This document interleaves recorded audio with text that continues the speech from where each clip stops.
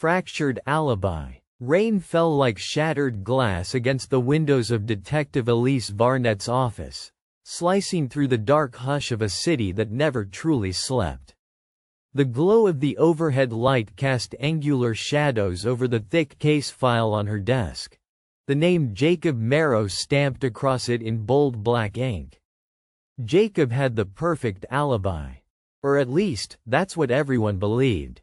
2 weeks earlier, wealthy entrepreneur Caleb Roston had been found dead in his penthouse suite, his skull crushed with a marble statue. There were no signs of forced entry. No prints besides Caleb's and his housekeeper's. And no surveillance footage of any suspect. Jacob Marrow, Caleb's former business partner, quickly became a person of interest. The two had been embroiled in a vicious legal dispute over intellectual property rights. But Jacob had been at a charity gala that night, surrounded by half the city's elite. A dozen people, including a senator and 2 CEOs, swore they saw him between 7 o'clock and 11 p.m., the window during which Caleb was believed to have died. Case closed. Until it wasn't. Elise leaned back in her chair, her eyes narrowing. Something didn't sit right. The way Jacob had smiled in the interview. Too calm. Too rehearsed. And then there was the housekeeper's testimony, buried deep in the transcript. She'd heard something strange around 9:30 p.m.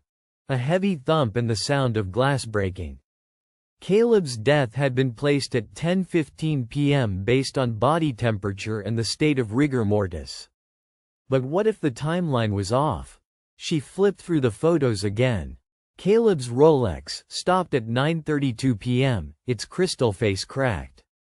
A piece of it had embedded itself in his scalp. The Mies report had mentioned it, but it had been dismissed as incidental. Elise wasn't so sure. The next morning, she visited the event coordinator for the gala. "You're sure Jacob Marrow was here the entire time?"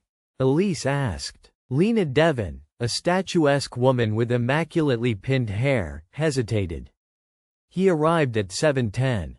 Made a speech around 8:30. I remember because we were short on mics, and he borrowed one from the panel. And after that, he mingled. I think I saw him near the silent auction table around 9:30, maybe 10. You think?" Lena frowned. "Well, it was a busy night. I can pull the security footage, if that helps." It did. The footage confirmed Jacob's arrival and speech. But at 9:25 p.m., the cameras in the main ballroom showed him walking toward the rear corridor. And then, nothing. For nearly 50 minutes, Jacob Marrow vanished from the gala. When he reappeared at 10:18, his tux jacket was gone and his shirt was buttoned wrong, off by one, a detail most wouldn't notice. Elise did. She dug deeper. A valet working the event remembered Jacob asking for his car at 9:30 but then abruptly canceling the request. Said he was going for a walk to clear his head. Unusual behavior for a man whose public image was curated with surgical precision. Elise paid a visit to Jacob's assistant, Carla. She played dumb at first, insisting Jacob was at the gala the whole evening. But under pressure, her tone shifted. "He told me not to say anything," she confessed. "Said he had a meeting with someone, a private matter. He was vague. I thought it was an affair."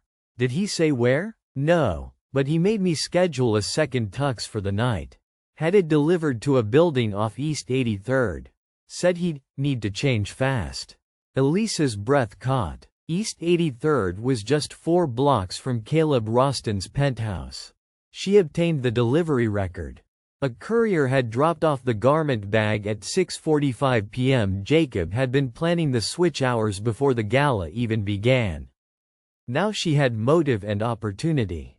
But she needed evidence. The doorman at Caleb's building had been off duty that night. His replacement, a young college student, had fallen asleep during his shift and only remembered seeing some guy in a black suit enter around 9:40 p.m. No name. No face. Elise pulled surveillance from a jewelry store across the street. The footage was grainy, but at 9:38 p.m., a man matching Jacob's build crossed the street and entered Caleb's building, wearing a black tuxedo and a long coat. 3 minutes later, the lights on the 21st floor, the penthouse, blinked off briefly, then back on. At 9:51 p.m., the same figure exited the building, holding a large envelope and something that looked like a scarf. Elise returned to the Mies' office. "Is there any chance Caleb died before 10:15? She asked. The coroner shrugged. "Temperature estimates can vary. Environmental factors, metabolism. We place time of death in a window. Could be as early as 9:30, though we thought that was pushing it. It's not." Now the pieces began falling into place. Jacob slipped out of the gala at 9:25. Wachter was driven to East 83rd.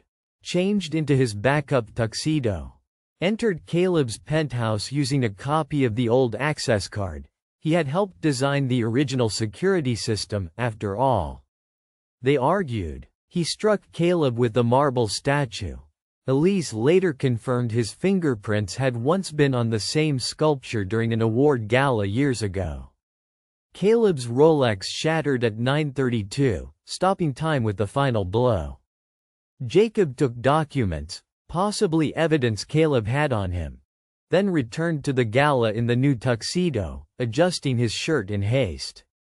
Re-entered the ballroom at 10:18, just in time to offer a toast. A perfect alibi, if no one looked closely. But Elise was looking. She had the security footage, the delivery records, the valet testimony, the gala timeline. She just needed one more thing. At Jacob's office, she asked to see the tuxedo he wore that night. "It's at the cleaner's," he said, voice steady. Too steady. "Which cleaner?" He paused. "I don't remember." Later that day, she found the dry cleaner through Carla. They never received the tuxedo. But they had been asked to destroy a set of clothes the morning after the gala, jacket, shirt, shoes, all stained with wine. The items were already gone. Elise had enough to bring him in. During interrogation, Jacob sat still, eyes like steel. "You're making a mistake," he said. "We traced the backup tux to East 83rd. You disappeared from the gala for 50 minutes. Caleb's watch stopped at 9:32 p.m. You walked into his building at 9:38 and left 13 minutes later. Witnesses saw you request your car, then cancel. Your shirt was buttoned wrong when you returned. You had time, motive, and a plan." He remained silent. "We also found the cufflink you dropped near Caleb's body. Engraved. One of a kind. Your initials. That broke him." Jacob exhaled, a sound like a collapsing dam. "I didn't mean to kill him," he said quietly. "He threatened to leak everything. I wanted to scare him." Elise leaned in. "What did he have on you?"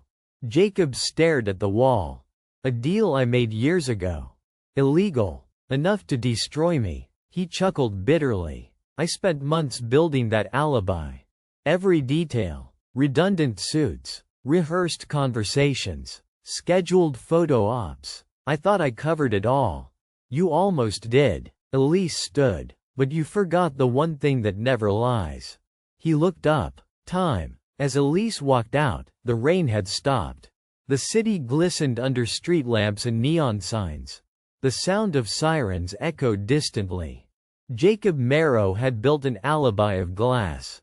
Shimmering. Impressive. And utterly breakable.